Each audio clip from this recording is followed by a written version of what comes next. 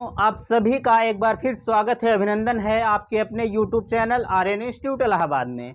दोस्तों, जैसा कि हमने आपसे कहा था कि मैं डीएलएड प्रथम सेमेस्टर जो आपका चलने वाला है, मैं उस सेमेस्टर के दौरान आपका साथ निभाऊंगा अनवरत, जब तक कि आपका फोर्थ सेमेस्टर बीत नहीं जाएगा। दोस्तों, जैसा कि आप यहाँ देख रहे हैं, सामने हमने लिख रखा है कि डीएलएड प्रथम सेमेस्टर जो आपका स्टार्ट होने वाला है 11 अक्टूबर से, उसी के परिप्रेक्ष्य में मैं आपको सिलेबस देने का काम कर रहा हूं।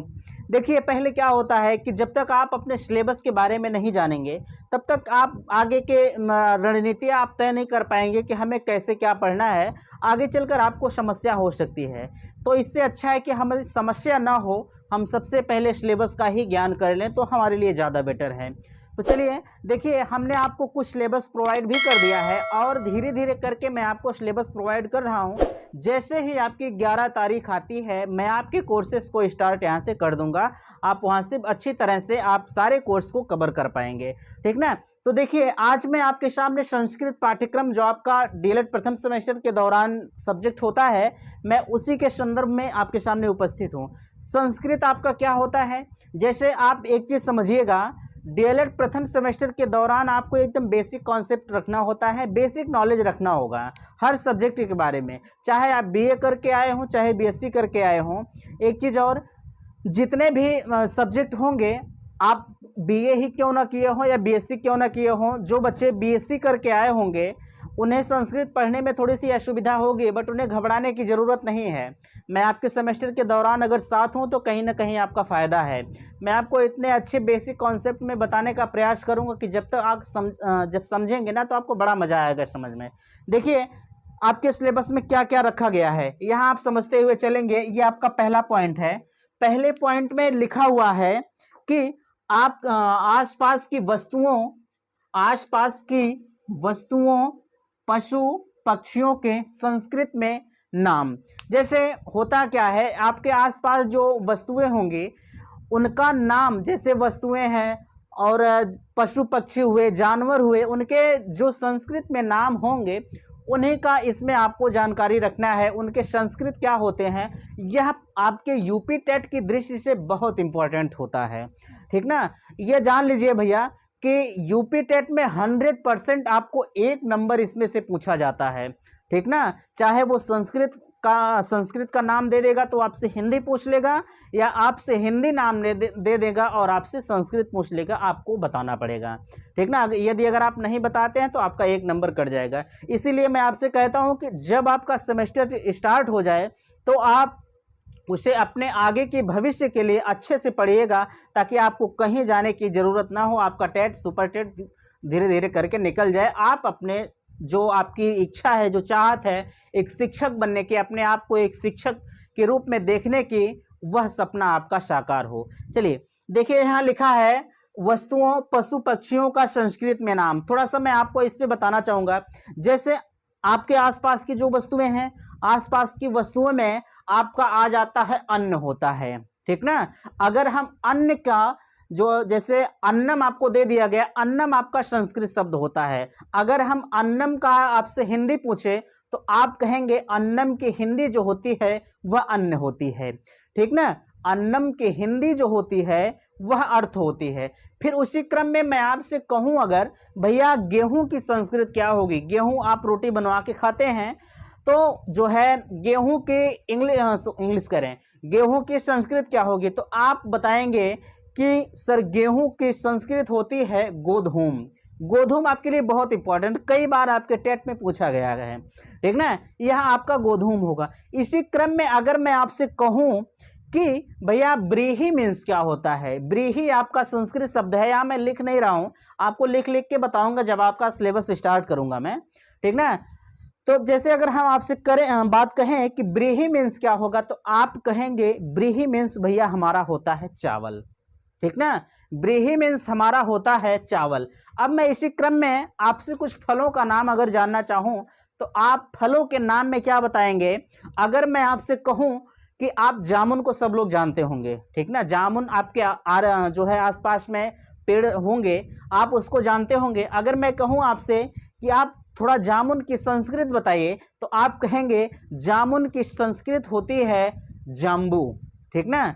जम्बू, अरे जम्मू वाला नहीं, जम्बू, देखिए यहां ऐसे जम्बू, ठीक ना, ये जामुन की संस्कृत होती है जम्बू, ठीक ना, ये आप समझ गए। अच्छा, इसी क्रम में अगर हम आपसे कहें कि ककड़ी, ककड़ी आप जानते होंगे गर्मियों के समय में खूब खाया जाता है, ककड़ी किसके मीन्स होती है, तो आप बताएंगे करकटका मीन्स आपकी ककड़ी होती है, ठीक ना। इसी क्रम में बहुत सारे जैसे रोगों के नाम आ जाते हैं, आपके सगे संबंधियों के नाम आ जाते हैं, पशु पक्षियों के नाम आ जाते हैं, शरीर के अंग आ जाते हैं। इसी तरह से आपसे पूछा जाएगा, इसमें एकदम आपका बेसिक रहेगा भैया, कहीं भी आपको घबराने की जरूरत नहीं है यार, मैं आपको ऐसा समझाऊंगा ना कि आप एकदम 100% समझते हुए चलेंगे, ठीक ना। अगला देखिए आपका क्या है, देखिए अगला आपका है संज्ञा, ठीक ना, यह आपका है संज्ञा सर्वनाम, ठीक ना। संज्ञा सर्वनाम सभी के शब्दों के सभी विभक्ति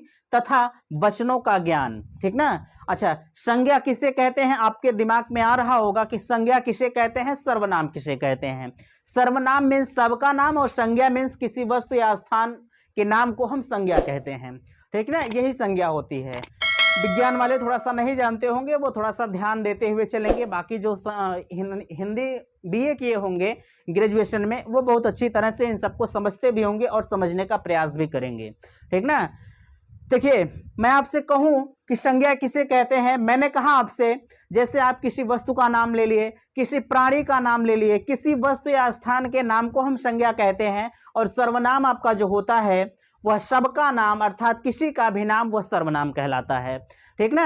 अब बात आती है, यहां देखिए लिखा है सभी विभक्ति, ठीक ना, संज्ञा और सर्वनाम के सभी विभक्ति तथा वचनों का ज्ञान आपको करना है। देखिए, इसमें होता है कि संज्ञा के कुछ भेद होते हैं, ठीक ना, संज्ञा के कुछ भेद होते हैं, उस भेद को भी आपको पढ़ना है, ठीक ना, उस भेद को पढ़ने की जरूरत होती है भैया। जैसे संज्ञा के अगर हम भेद की बात करें आपसे, तो उसमें पहला होता है व्यक्तिवाचक संज्ञा, और दूसरा होता है जातिवाचक संज्ञा, तीसरी होती है भाववाचक, ऐसे ऐसे 5 संज्ञाएं होती हैं, ठीक ना। तो आप सभी संज्ञा को ध्यान में रखते हुए चलेंगे और अच्छी तरह से पढ़ने का प्रयास करेंगे।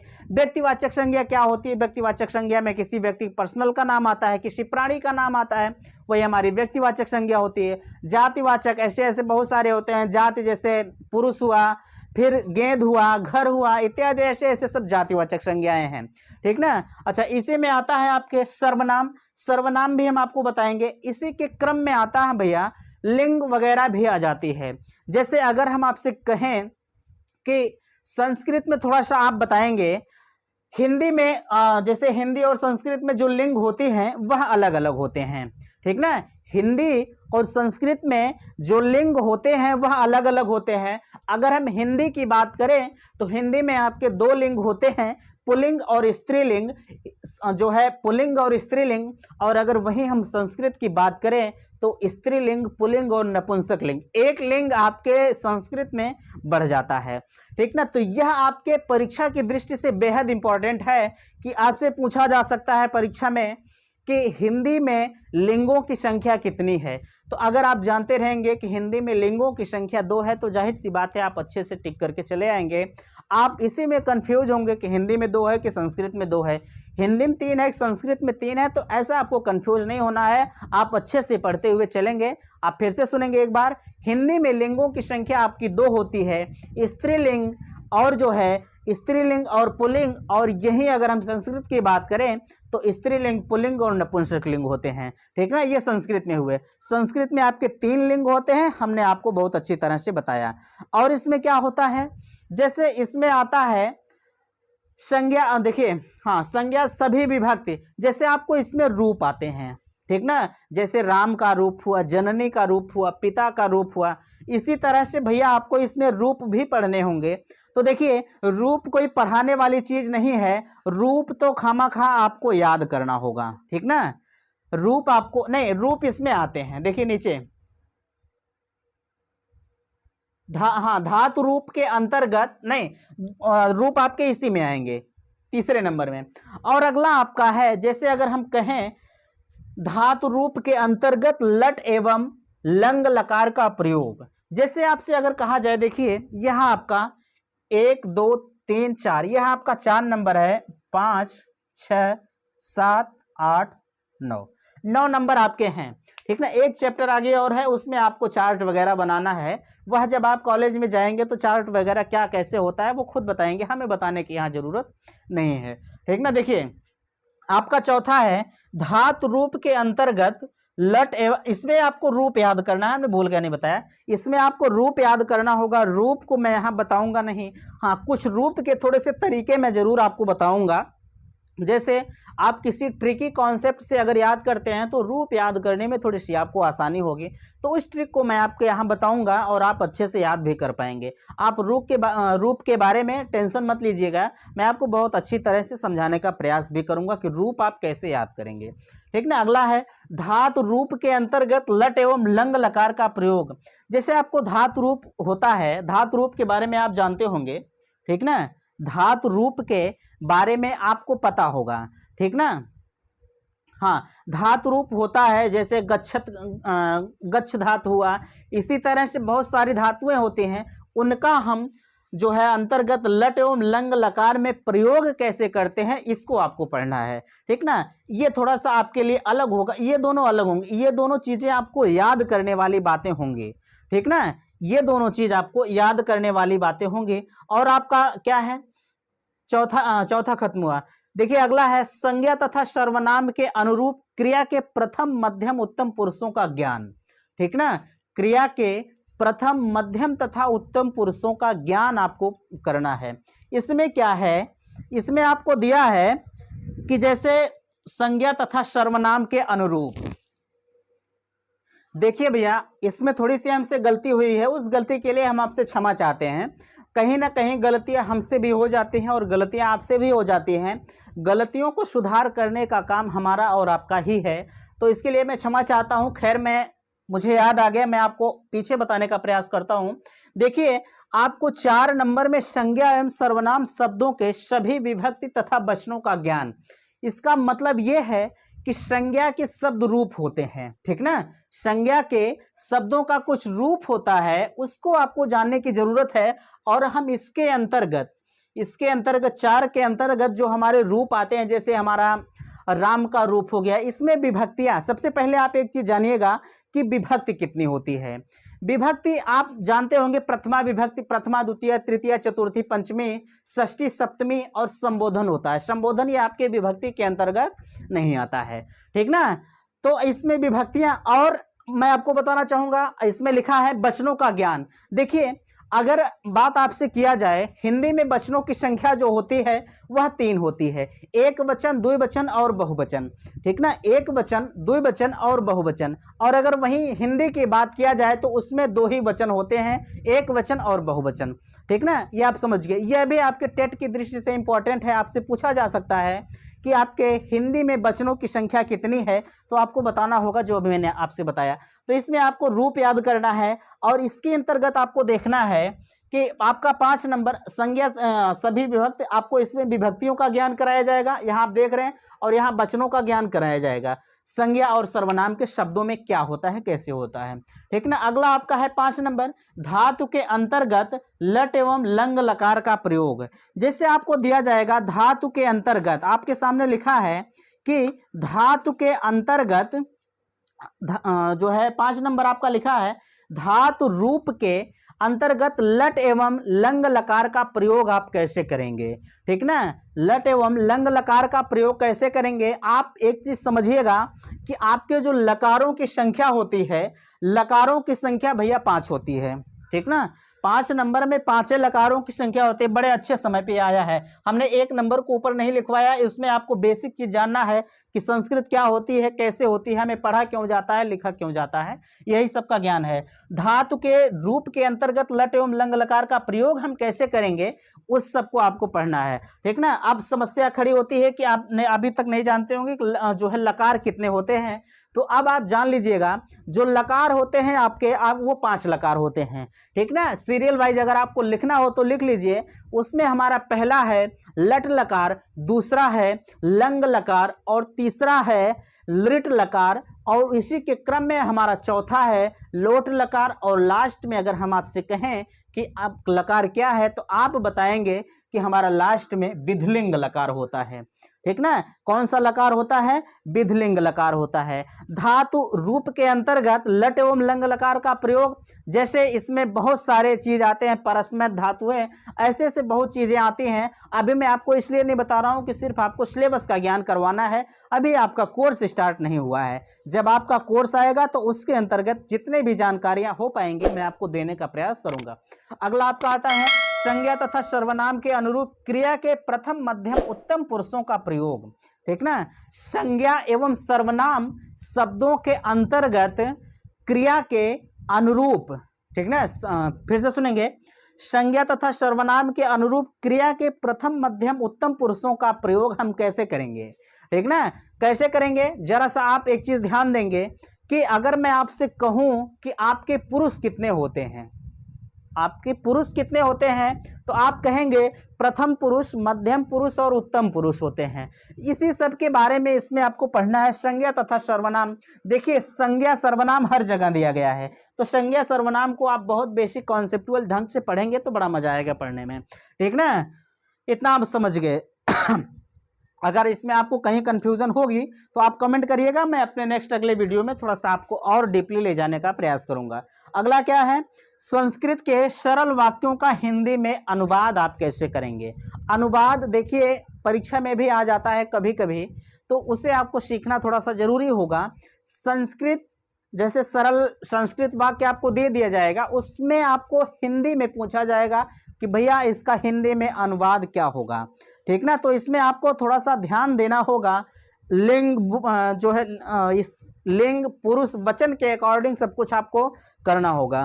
ठीक ना, जैसे अगर मैं आपसे कहूं कि अभी मैंने आपसे कहा कि जो है अनुवाद के बारे में, जैसे अगर आपको कोई शब्द दे दिया जाए हिंदी का, जो किसमें पूछना है, संस्कृत सरल वाक्यों का हिंदी में अनुवाद। जैसे अगर आपको संस्कृत दे दिया जाए तो अगर आपसे पूछा जाए तो आप क्या बताएंगे? जैसे दे दिया गया इवाह, ठीक ना, जैसे अगर आपको दे दिया गया इवाह पत्रम पठत, इवाह पत्रम पठथ, अगर यह शब्द दे दिया गया और आपसे कहा जाए कि आप भैया हिंदी में अनुवाद करें, तो आप क्या कहेंगे? आप कहेंगे तुम दोनों, क्या कहेंगे?